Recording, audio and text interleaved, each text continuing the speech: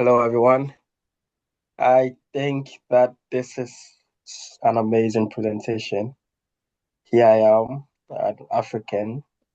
Africa is among the most impacted by the C cubed.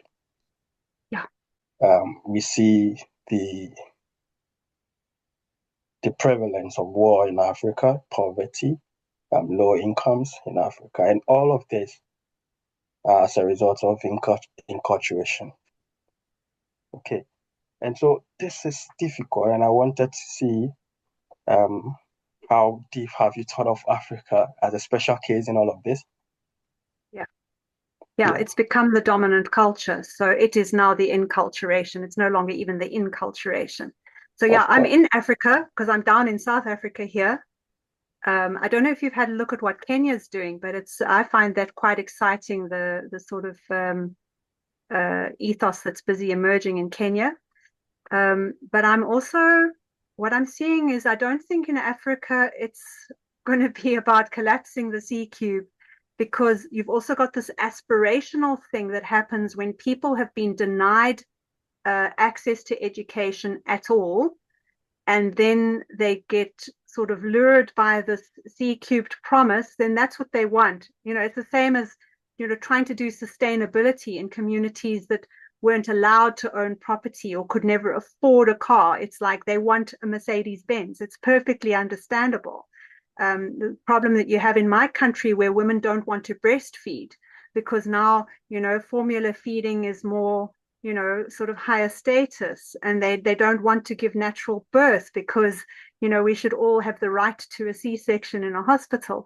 So you have that problem, but at the same time we have a horrible opportunity because when people are actually desperate to survive, they are more likely to come together if you can give them an opportunity to become empowered at a local level with their neighbors.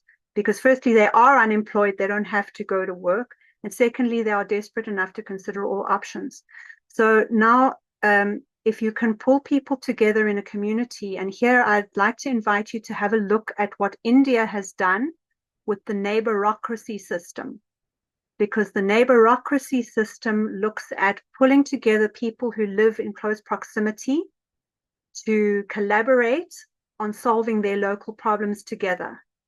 And what they do is they also create children's parliaments, that they create three layers of neighborocracy. There's one for the adults, one for the teens, and one for the smaller kids.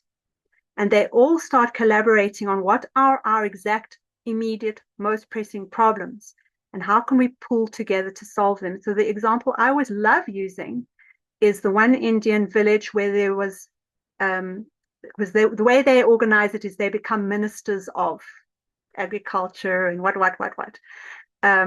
in their little neighborhood parliament. So the minister for economics identified a family who had no income, but they had a field behind the house. Then everybody chipped in for a loan to buy a milk cow for that family to put in the field. Then the family started selling milk to the neighbors who didn't have to walk 30 kilometers down the road to get fresh milk. And then they were able to pay back the loan from the proceeds of selling milk to their neighbors.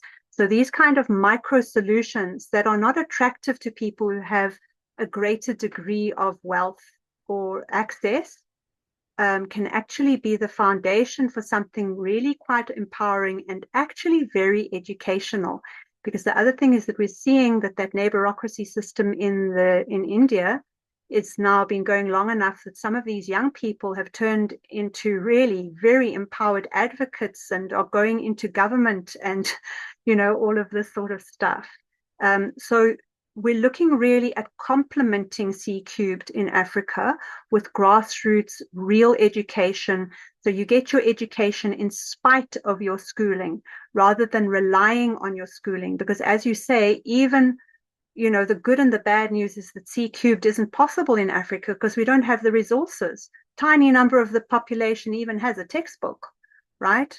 But the advantage of that is it does mean that if you play your cards right, we can increasingly provide educational opportunity And another thing I'd like to suggest you have a look at is the brand new Native Child of the World website, which I'm involved with, which is started by some San people here in South Africa, which is looking at using the internet to bring together wisdom keepers and indigenous kids to be able to interface on the virtual level, to be able to actually start conserving some of those positive cultural practices that, as you say, are otherwise, some have already been lost, but there's still a lot, especially in terms of sustainable local agricultural practices and medicinal practices that can still be salvaged if we're quick.